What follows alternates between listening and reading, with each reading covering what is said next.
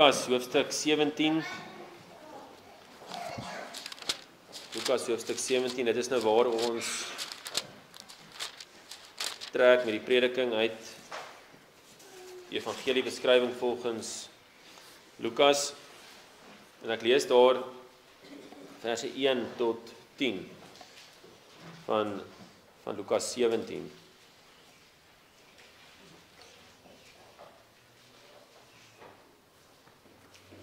En hy het vir sy disippels gesê, dit is onvermydelik dat die struikelblokke kom, maar wee hom deur wie hulle kom. Dit is beter vir hom as 'n meulsteen aan sy nek gehang en hy in die see gegooi word, as dat hy een van hierdie kleintjies sou laat struikel. Pas op vir julleself, en as jou broeder teen jou sondig, bestraf hom, en as hy berou kry, vergewe hom.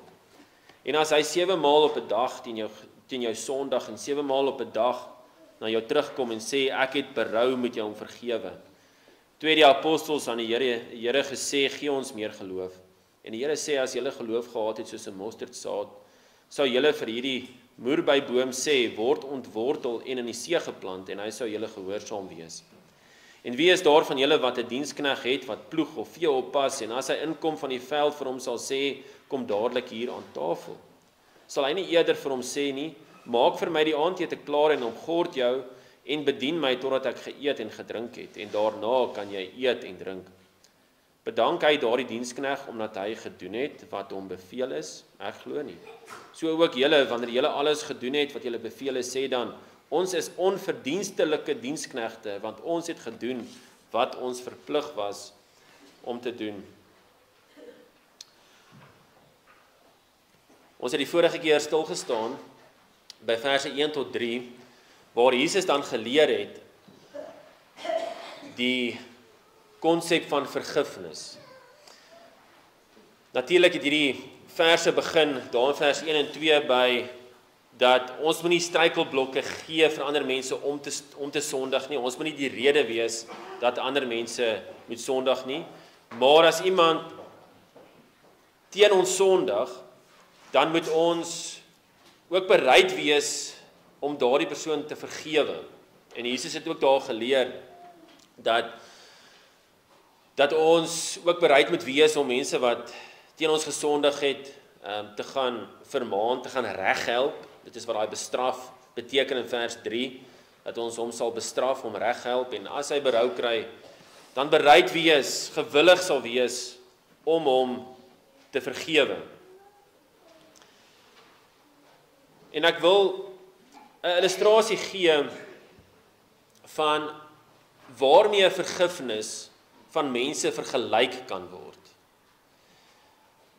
As 'n dokter sorg vir pasiënte, en die pasiënte is siek, en jy het hierdie spesifieke pasiënt wat baie keer siek word, omtrent elke winter, dan gaan die dokter, as hy die eerste keer hierdie pasiënt gesien het, dan gaan hy sekerlik vir hom ietsie voorskryf, dat hierdie persoon sal gesond word van sy siekte.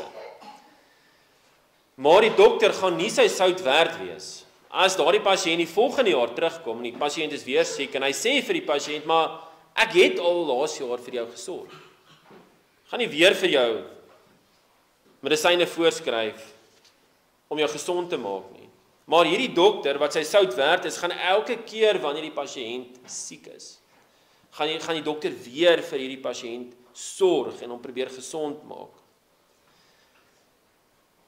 Die dokter gaan nie beweer dat hy kan nie weer vir die pasiënt sorg nie. Nee, die dokter sal met elke siekte voorskryf wat die pasiënt moet gebruik om die siekte te beveg. En dit is dieselfde sielgenesende werk van vergifnis. Vergifnis werk presies so, die vergifnis wat ons gee, soveel keer, en dit is moeilike woorde, maar soveel keer as wat iemand ons kom vertel, dat hulle berou het oor hulle sonde teen ons, soveel keer, moet ons hulle kan vergewe. Natuurlik, en onthou dit, en ons het laas week daarby stilgestaan is, daar is gevolge vir sonde. Daar is gevolge vir sonde, byvoorbeeld, as iemand teen jou gesondig het, jou werker het teen jou gesondig, by jou huis, dan gaan dit sekere implikasies vir daai werker hê. Jy kan hom selfs afdank en al kom vra hy vir vergifnis. Dan gaan jy hom nie noodwendig weer gebruik nie, maar jy kan hom vergewe en dit is reg. En daar kom baie keer hierdie verwarring en misverstand in terme van vergifnis in wanneer ons nie besef dat daar is wel gevolge vir sonde nie. En ons sien dit in die lewe van Dawid en die gevolge wat dit gehad het in sy gesin. En so aan. En ons het laasweek nou stilgestaan by spesifieke gevolge. Maar wat Jesus vandag hierso leer is dat daar is 'n effek, daar is 'n gevolg wanneer ons besef wat Jesus vir ons kom doen het. Dat hy ons vergewe het, dat hy vir ons daai vergifnis kom werk het en dat ons nou 'n ewige vergifnis het in Christus, dan is daar sekere gevolge as ons dit besef. En daarom dat Jesus hier sê, en hy sê dit doelbewus sodat dit eintlik die apostels uitdaag. Hy sê in vers 4, en as hy 7 maal op 'n dag teen jou sondig en 7 maal op 'n dag na jou toe terugkom en sê ek het berou, moet jy hom vergewe. Dit is hoe moeilik dit eintlik is om te vergewe. In die sin van Jesus wys uit, ons moet erken dit is moeilik. Maar dink jouself in, as iemand 7 keer op 'n dag teen jou kom sondig het, dan moet jy hom elke keer as hy berou toon, moet jy hom kan vergewe. Tuurlik is daar gevolge, maar jy moet hom kan vergewe. Jy moet bereid wees om hom te vergewe, maar dit is moeilik. Om bereid te wees om iemand te vergewe wat gruwelik teen jou gesondig het, is baie moeilik. Om die waarheid te sê, dit is menslik onmoontlik. Dit is wat ons moet besef. Dit is menslik onmoontlik. As dit van ons afgehang het, sal ons nie mense kan vergewe nie. Veral nie, en dit is wat Jesus wil uitwys, as iemand herhaaldelik teen jou gesondig het. En daarom kan ons in dieselfde asem as die apostels, in dieselfde woorde as die apostels in vers 4 ook sê, toe die apostels aan die Here gesê, gee ons meer geloof. Gee ons meer geloof. Hoe kan ons dit doen as iemand 7 keer op 'n dag teen my sondig, hy slaan my 7 keer op die neus. En elke keer dan vra hy vergifnis en dan staan ek daar met my bloedneus en hy het berou en dan moet ek hom weer vergewe. Ons het baie geloof nodig. Baie geloof nodig om iemand 7 keer 'n dag te kan vergewe. Die apostels het dit hierdie keer reg gekry, ten minste in hulle woorde. Hulle het nie gevra vir Jesus vir meer geduld, vir meer moed, vir meer deernis of vir meer gehoorsaamheid nie. Wat hulle gevra het is, hulle het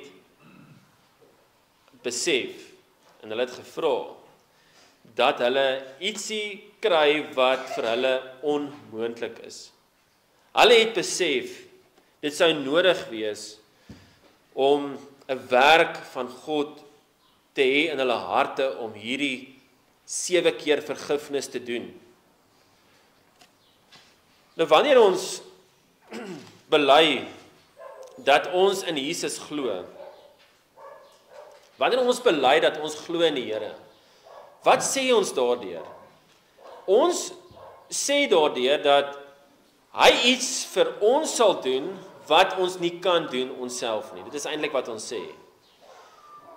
Ons sal uit onsself uit nie die begeerte hê om te vergewe by onsself nie. Dit is ook wat ons besef. Dit is net God wat vir ons vergewingsgesindheid kan gee.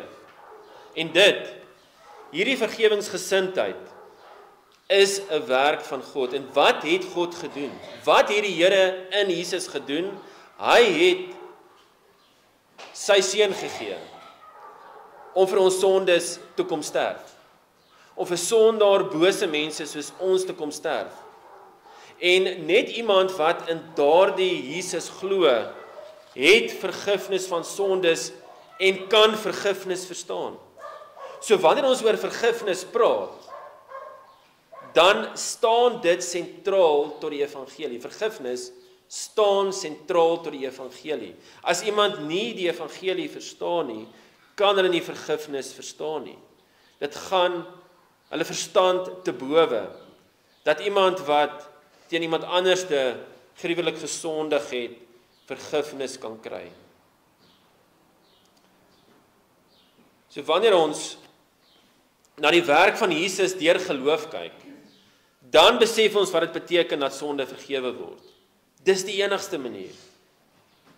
Want dit is ietsie wat sondaars nie kan doen nie. Ons kan nie vergifnis uit onsself uit by God bewerkstellig nie. God moet daardie onmoontlikheid doen. Dink aan die skynbare onvergeeflike sondes teen Jesus. As mens net menslik na hierdie sondes kyk, wat ons elke dag teen die Almagtige doen, teen die ene wat totaal en al goed is. Hierdie Almagtige, soewereine God wat sondaar klein mensie soos ons kom red het, dan is dit ons wat elke dag hierdie sonde teen Jesus doen, en dan is dit Jesus wat nog steeds vir ons lief is. Dit is Jesus wat vir ons so lief was, dat hy homself verneder het om vlees aan te neem.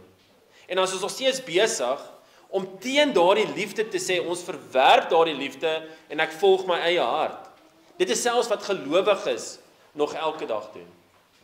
Dit is wat ons basies sê, wanneer ons sondig. Ons sê, ons verwerp daardie liefde, en ek is lief vir myself. Dink aan daardie eintlik, menslik gesproke, onvergeefbare sondes wat ons elke dag doen. Dink aan die priesters, die fariseërs, en Jesus se eie mense wat hom daagliks verag het. Hulle sien voor hulle oë, dit is die seun van God wat hierdie wonderwerke doen. En menslik gesproke weer eens onvergeefbaar. Jy kan nie hierdie sonde vergeef nie. Ek wil so duidelik, Jesus is die seun van God, en dan is die mense besig met hierdie hartlikheid teenoor Jesus. Mens kan dit nie indink nie. Dink aan die boosheid van die apostels, wat van hom af weggevlug het, en Petrus wat Jesus verloon het.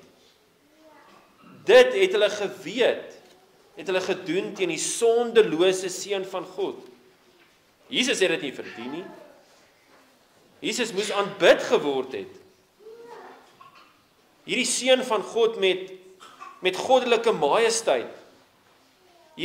Om so teen die seun van God te sondig.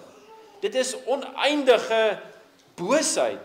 Dit is so koud. En dit het hulle gepleeg.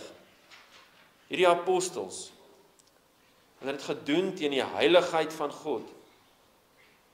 Dink aan die boosheid van die soldate, hoe die soldate Jesus hanteer het. Hulle besef, hulle is besig om so die seun van God te vloek, om te bespot en om te mok en om sleg te sê. God self is hulle besig om so te hanteer. Menslik gesproke kan sulke sondes nie vergewe word nie.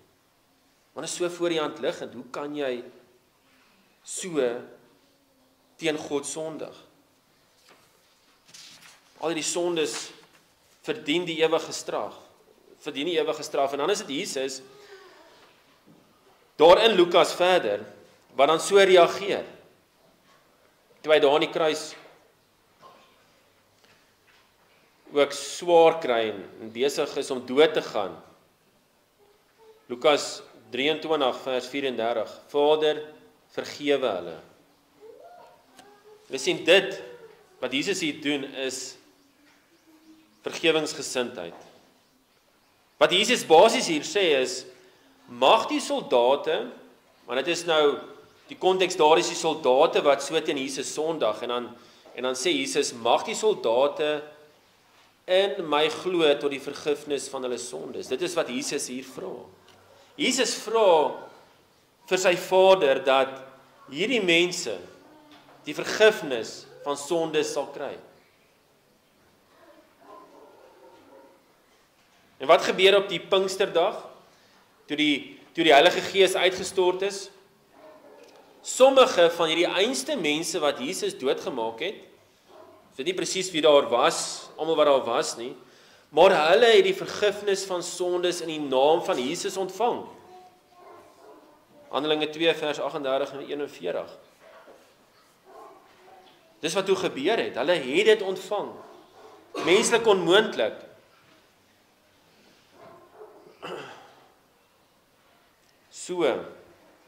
Soos ons twee, soos ons baie keer weerstand bied teen die Here se oproep om mense te vergewe, dan lê die enigste antwoord by die kruisdood van Christus. Dis die enigste plek. Dis die enigste plek waar jy kan vergewingsgesind wees, waar die mense wil vergewe en kan vergewe. Want dit is daar by Jesus, dat wat hy vir jou kom doen het aan die kruis, dis net daar waar sondaars hulle eie vergifnis van sondes afsmeek en kry. Dis daar waar hulle herinner word aan watter vergifnis hulle in Jesus het. Dit is daar waar ek moet gaan, as daar bitterheid in my hart teenoor iemand is wat teen my gesondig het. Onthou, die vraag is nie of iemand teen jou gaan sondig nie. Dis 'n ja, iemand gaan teen jou sondig. Die vraag is, wat doen jy met daardie sonde? Wat teenoor jou begaan is? Soos ons laas gesien het, jy gaan nie noodwendig elke keer die sonde aanspreek. Die persoon gaan vermaan oor die sonde nie. Die liefde bedek die menigte van sondes. Dit is ons besef het. Maar dit gaan beteken dat jy partykeer na die persoon toe moet gaan, veral as jy nou bekommerd is oor die pad van hierdie sonde en jy sien maar hierdie sonde is baie ernstig en dit is 'n volhardende sonde. En dan wil jy dan, soos jy na die persoon toe gaan, nie die persoon met hierdie lat slaan, jy wil nie die woord misbruik en die ou met die Bybel oor die kop slaan. Nee, dit is mag nooit jou hartsgesindheid wees nie. Jy wil tog die persoon gaan reghelp, dat hulle weer besef wat hulle in Jesus het. So dan gaan jy na hom toe gaan en hom mooi uitwys wat die evangelie leer en hoekom hierdie sonde verkeerd is en dat as hy nie daarvan bekeer nie, is dit 'n groot probleem. En dan moet jy dan met daai gesindheid gaan van ek wil vergifnis gee. Want daardie vergifnis lei en vloei uit wat ek al reeds in Jesus deur geloof ontvang het. So waar sal ons hierdie geloof kry om te wil vergewe? En dis wat die apostels vra. Hulle vra, Here, gee ons meer geloof, want hulle besef hierdie onmoontlikheid.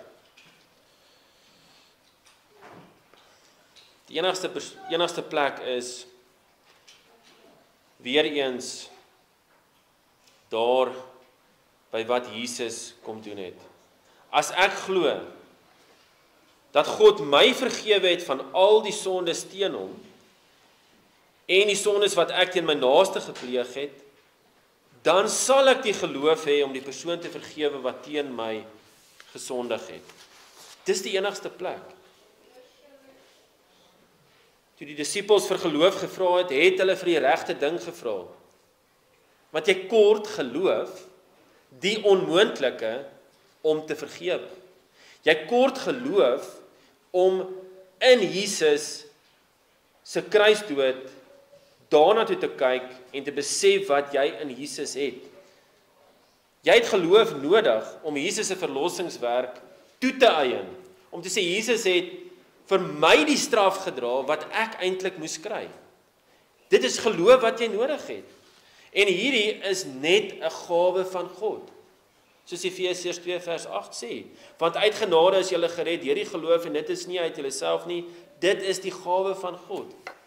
So daardie gawe wat God gegee het is onmoontlik vir ons, maar die Here het die onmoontlike gedoen. Hy het Jesus aan die kruis gesterf en hy het vir ons die geloof gegee. En nou kan ons slegs deur geloof vergewe. hierdie geloof wat 'n werk van God is. Geloof is iets wat onmoontlik is vir die mens, maar moontlik vir God. En dit is wat Jesus dan in vers 6 wil wys, deur hierdie klein illustrasie. Julle gaan nou hoor hierdie gelykenis wat hy vertel, dat hy ons in staat stel om die onmoontlike te doen. En onthou hierso, as Jesus die illustrasie hier gee, dan moet ons besef, hierdie is onmoontlik. Dis die sleutel tot die hele gelykenis. Wat Jesus nou hier gaan sê, is onmoontlik. En daarom is vergifnis uit onsself uit onmoontlik.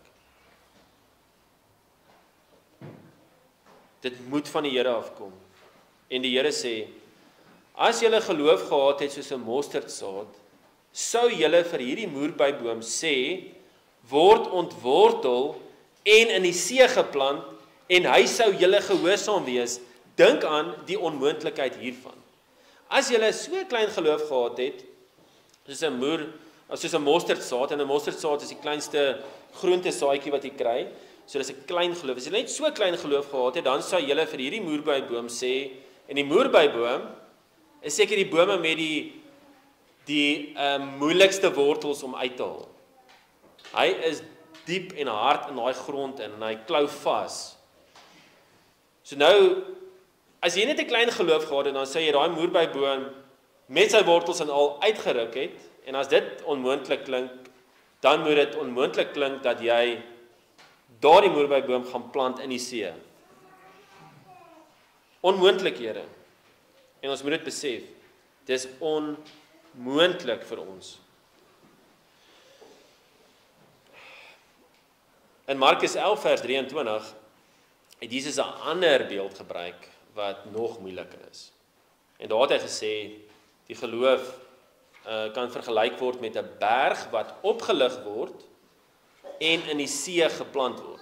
So 'n boom kan jy nog met 'n TLB uithaal en miskien gaan plant, maar 'n berg, hoe gaan jy 'n berg oplig en dit in die see gaan plant? So Lukas 17 vers 6 klink makliker, maar is nog steeds 'n onmoontlikheid. Want hoe gaan jy dit doen? So wat Jesus sê, is deur geloof sal jy die onmoontlike kan doen. Jy sal die onmoontlike kan doen. Hierdie vers word baie keer so uit konteks uitgehaal. En dan word al gesê op 'n sensasionele manier, wel, as jy die geloof gehad het en jy het 'n goeie sterk geloof, dan gaan jy kan ryk word en dan gaan jy al jou probleme in jou lewe kan oplos. Dan besef die persoon nie die eintlike onmoontlikheid nie. Die eintlike onmoontlikheid is dat jy nie vergewingsgesind kan wees nie. Dit kom nie uit 'n mens uit nie. Dis 'n werk van God. Dit is daardie werk van God wat 'n ewige, goeie gevolg het. Want kom ons sê jy het hierdie geloof, as iemand dit nou so verstaan, dat jy berge kan versit fisies, en dat jy moerbybome kan uitruk en in die see gaan plant, wat gaan dit jou help teen jou einde van die lewe as jy nie Jesus het nie? Dan gaan daai daad eintlik as 'n so onnodig lyk.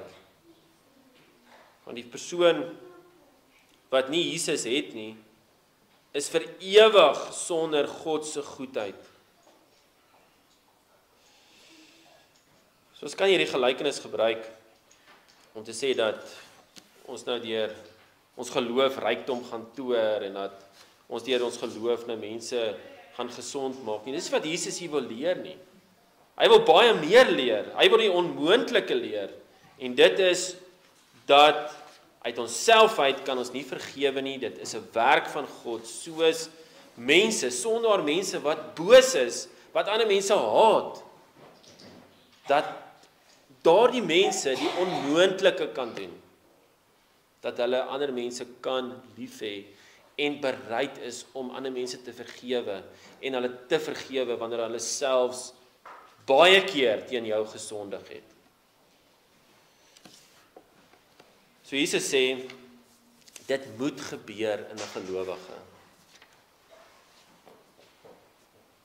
Hoe weet ek dat ek nie vergewingsgesindheid het nie, dat ek nie bereid is om mense te vergewe nie? Die kenmerk is bitterheid. Is wanneer ek bitter teenoor iemand anderste is, wanneer ek die slegste vir die ander persoon wil hê, dat ek bly is as my sogenaamde vyand seer kry. Dis 'n toets. Maar onthou dit, Jesus beveel om te vergewe, omdat hy alreeds jou vergewe het, die wat in Jesus glo. En wanneer Jesus dan iets beveel, dan sal hy jou ook in staat stel om dit te doen. Hy sal jou in staat stel om nie struikelblokke vir ander mense te stel nie, daar in vers 1 en 2. Hy sal jou in staat stel om iemand in liefde te gaan vermaan en reg te help, om iemand te vergewe ook. Die gevolg van genade in die gelowige is nie iets buitengewoon wat in die gelowige moet gebeur nie. Dit is die gevolg van die verlossing. Dis waarna toe ons geroep word. En dit is wat Jesus dan ook vir sy disippels wil leer daar in verse 7 tot 10. Daar in verse 7 tot 10, dan gee hy nou hierdie illustrasie om vir hulle te wys, maar as julle vergewe is en julle besef dit en julle bely dit, dan dit is wat jy moet doen. Dit is 'n noodwendige gevolg. Jy kan nie daarvan af wegkom nie. Dit is waartoe jy nou verander word. Jy is dit. Jy is nou 'n slaaf van Christus. Jy wil nie anderste kan as om te vergewe nie. Natuurlik, ons bely nog, ons het die ou mens. Ons het die ou mens en ons het nog hierdie sonde wat in ons kleef en ons sukkel. Maar sodra ons na die kruis kyk, wat Jesus kom doen het, daar, vir ons, dan kan ons nie anderste nie as om te wil vergewe. En dit is wat Jesus met daai laaste 4 verse leer. Vers 7 sê, en wie is daar van julle wat 'n dienskneg het, wat ploeg of vee oppas, en as hy inkom van die veld vir hom sal sê, kom dadelik hier aan tafel. Sal hy nie eerder vir hom sê nie, maak vir my die aandete klaar en omgord jou en bedien my totdat ek geëet en gedrink het, en daarna kan jy eet en drink. Die punt is maar net, hierdie dienskneg moes vir die baas sorg. En dit beteken, hy moes vir die baas sorg ook vir sy ete. En dan vers 9, bedank hy daardie dienskneg, omdat hy gedoen het wat hom beveel is. So natuurlike werkgewer is goed om dankbaar te wees teenoor jou werknemers, maar dit wat Jesus hier sê is, dat hierdie baas, hierdie heer gaan nie nou vir die dienskneg dankie sê in die sin dat hy sê, maar jy hoef dit nie te gedoen het nie, maar dankie dat jy dit gedoen het nie. Hy gaan nie dit doen nie. Hy gaan miskien vir hom hy gaan dankbaar wees dat die dienskneg vir hom gesorg het, maar eerstens begin dit by die dienskneg moes dit gedoen het. Die dienskneg moes vir hom gesorg het. Die dienskneg werk vir hom. So die antwoord is weer eens nee. En dan sluit Jesus af in vers 10. So ook julle, wanneer julle alles gedoen het wat julle beveel is, sê dan, ons is onverdienstelike diensknegte.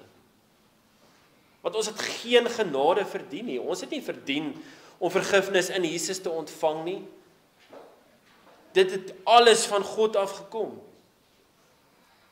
En dan sê ons het gedoen wat ons verplig was om te doen. En natuurlik, daardie gesindheid waarin ons te doen is, ons is dankbaar wat Jesus vir my kom doen het. Ek is onverdienstelik, ek het nie hierdie genade verdien nie. So ek moet ook dan dit vir iemand anders te gee wat hy nie verdien nie. So daar kan nie verskonings wees om verbitterd te wees of om nie te wil vergewe wanneer ons die evangelie ken nie. Want dit is die evangelie, die goeie nuus van Jesus wat ons in staat stel om te vergewe, om die bitterheid te oorwin. Dis die krag van die evangelie. Dit klink so eenvoudig, maar dit is hoe radikaal dit is. Die evangelie stel ons in staat om te vergewe. Die evangelie stel ons in staat om die bitterheid te vernietig, om in vreugde te lewe. En oordink hierdie illustrasie waarmee ek gaan afsluit. Oordink dit. Neem dit ter harte.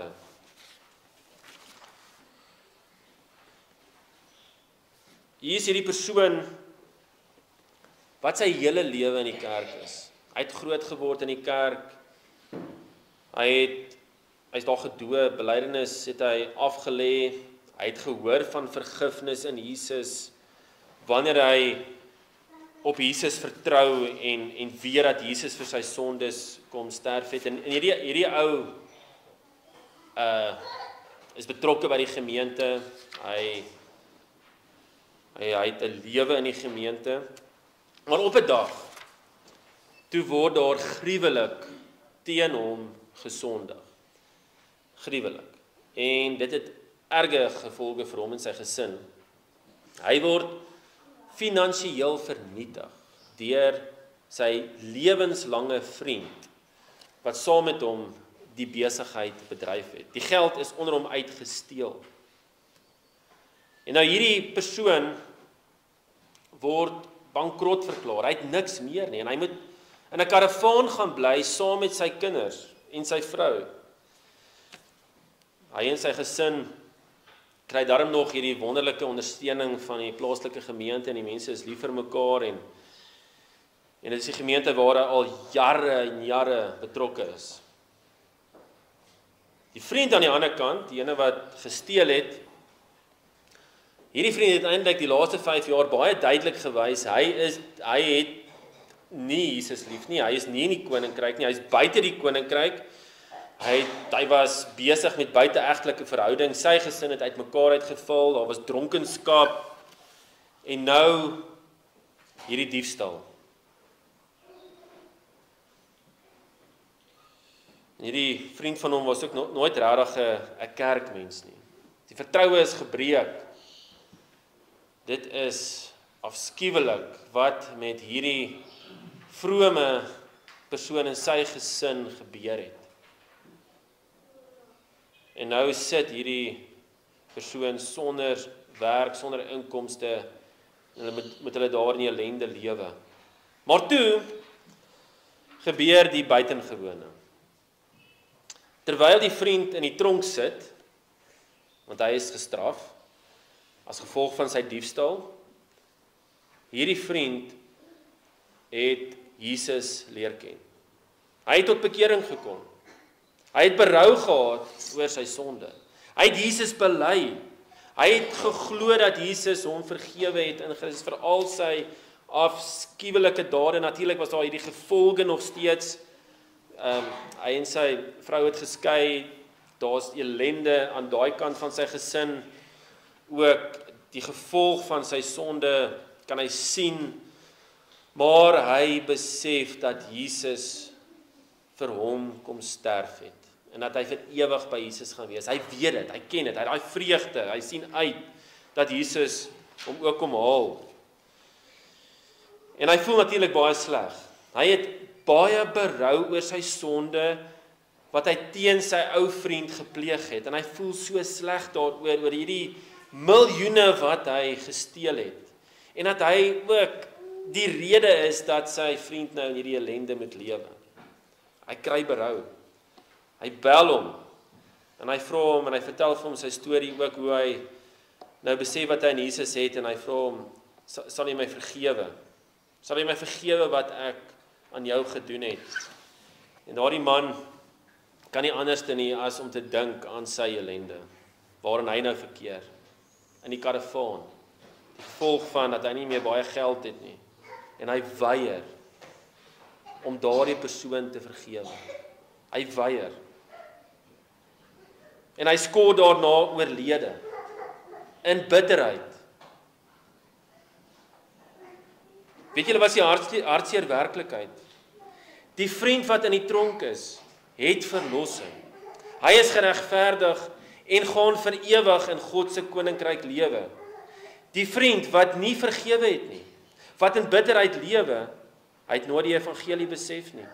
Hy sit in die hel vir ewig onder God se oordeel.